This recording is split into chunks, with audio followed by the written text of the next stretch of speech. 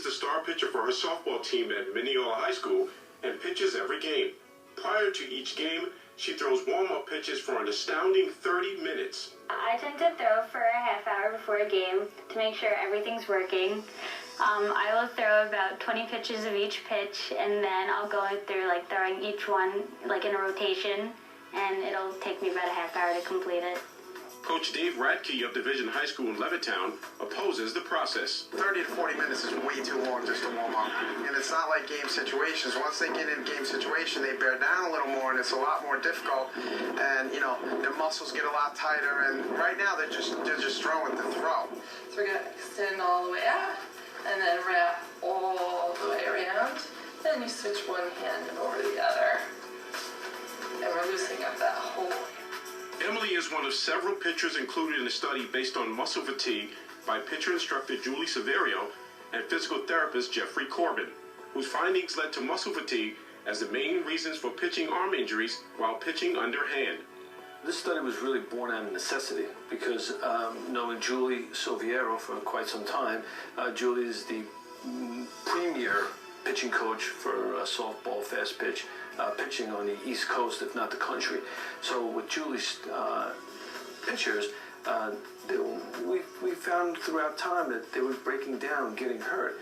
Whether the injuries were some sort of a tendonitis, a bursitis, even to the growth plate, or muscular imbalances, or muscle spasms, and we can go on forever. So we had to find out why this was going on, especially in the pitching position.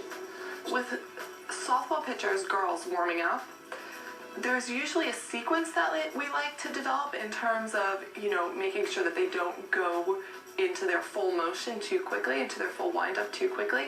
But what Jeff and I have been discussing is something that will get the whole body physiologically warm, and then they'll go into their pitching warm-up, because every individual is unique. No one is built like that Grey's Anatomy textbook.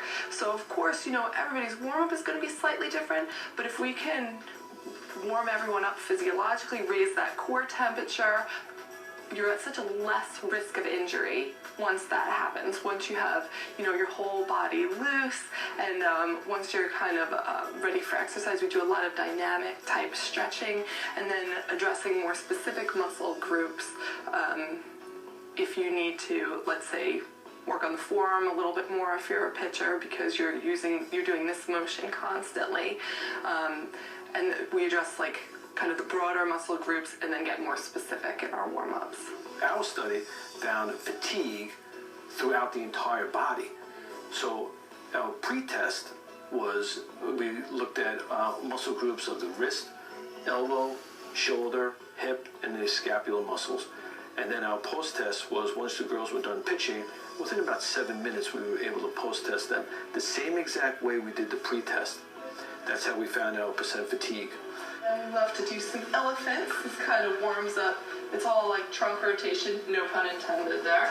But we're going to get right here, and we're going to go. Isabella Correo, a pitcher for C.W. Post College, is at times physically worn out for what many consider a natural throwing motion. Sometimes there's days where I have, a good day where I can just keep throwing.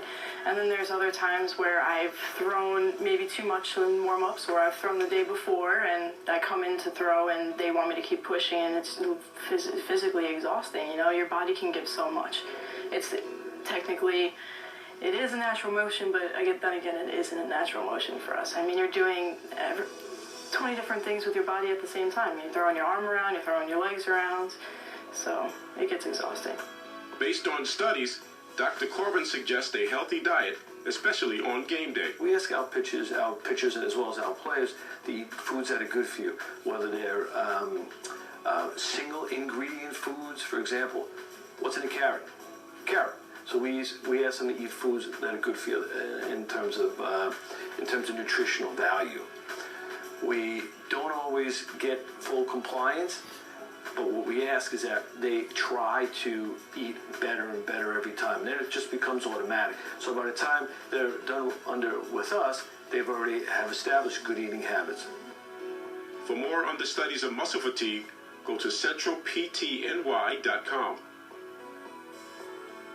For Push Pause in Garden City, this is Archie Snowden.